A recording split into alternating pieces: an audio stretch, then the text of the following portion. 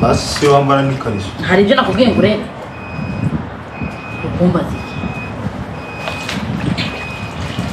Mvabyuka ni mushiha. Si wambara n'agakariso shiri. Ako se bigutwaye iki? Kandi ubu ngubu nakimuka mu mwanya ngiye kwicara. Wahimutse ukagenda wagiye. Ese ubu wabuze n'agakariso ushyiramo. Basi genda wirengagize agakariso. Warebye hari hirya ukareka kundeba. Nimba ubona nguteye isoni cyangwa undi urareba ibyo utazi. Ese ubu narwana shyiramo n'agakariso basi. Hano ni iwanjye. Ngomba kwicara aho nshaka aho nifuza. Ndagunga genda. Bitwaye iki wagiye? Genda cyangwa uzu namfashe udufure. Ese sheri wakigeje akaboko gato. Wahora kumbwira ngo muhaguruke mbere none uro kumbwira ngo nkureho amaboko. Ese sibyo? Nkureho amaboko sugira ute? Ngira gutya n'ubundi ni wabize. Yewe gawe ariko mane. Ese sheri ni turangiza kumesa turatuya kuryama. Uye wowe mfasha tuyirangize turaza tugenda nta kibazo. Kuryama. Ariko ibintu byo kumbwira ngo uragera mu buriri iminota 2 y'uturyama.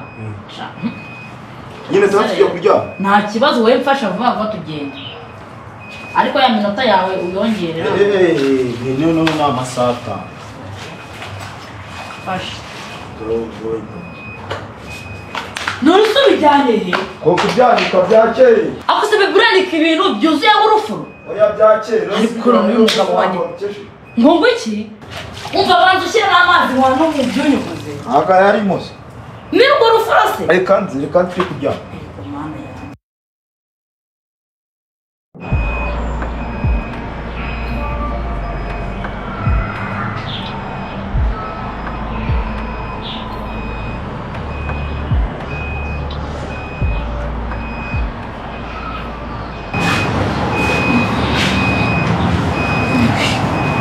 Biva mazi. Zikuba wicara wenyine wowe bizana.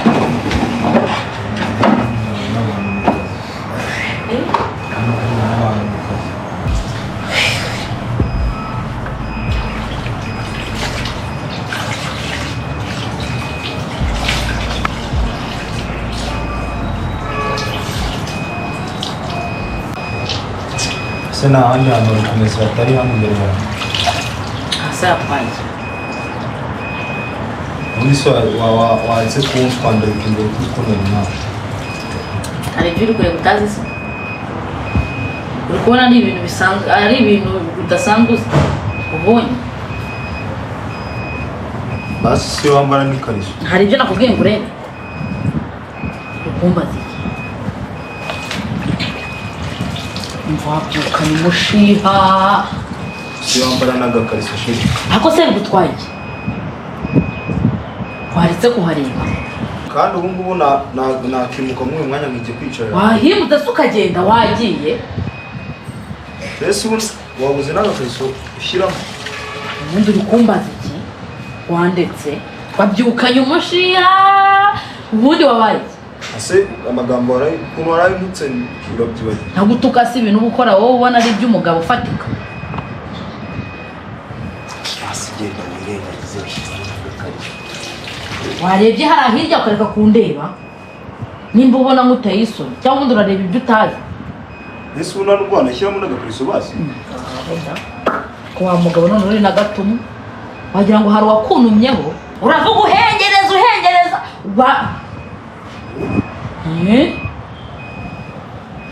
Mana bagabo wanjye we ni ya nyuma yigendera kare. Wagira ngo ni ibyo wagira ngo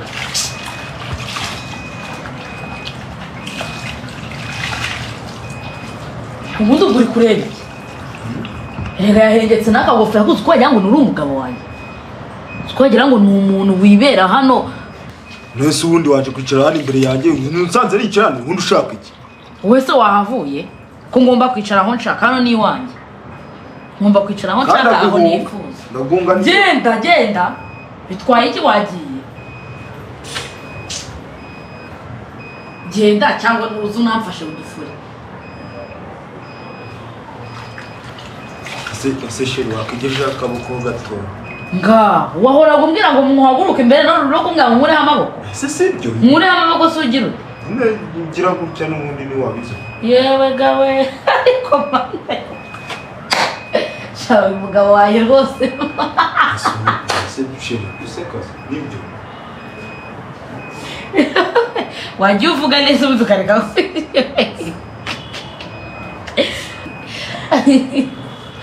mwese shiri ntabwo nanone tujye kururukamo koko guki turuhuka subaka akanyura mu nyuma ni uko kw'Imana yego mana yanjye umva abantu ufashe iyi myenda tuyifurire tuyirangize mwese shiri niturangiza kumesa turatuya kuryama uye wowe mfasha tuyirangize turaza tugenda nta kibazo kuryama ariko ibintu byo kumbwira ngo uragera mu buriri iminota 2 y'uturyama nyine turatujya kuryama nta kibazo wowe mfasha vuba tugenda ariko ya minota yawe uyongerera no n'amasaka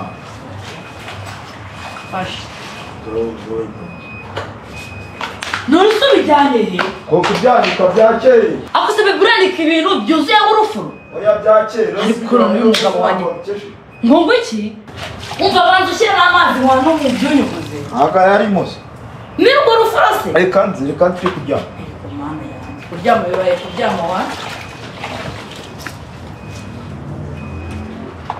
ibyo ndebera nisindashyiramo omo kandi ayo majipo yari afite ibizinga ubundi ubwo igihe wahereye wivugisha ngo mve imbere ubundi se ubwo urungurutse ibiki urarunguruka ukahita ushuparara ukamera nk'inozo niho uhera ujya gufotora abakobwa b'abandi ubwo ngo ushaka kuryama gusa aha n'ubundi ni iminota 2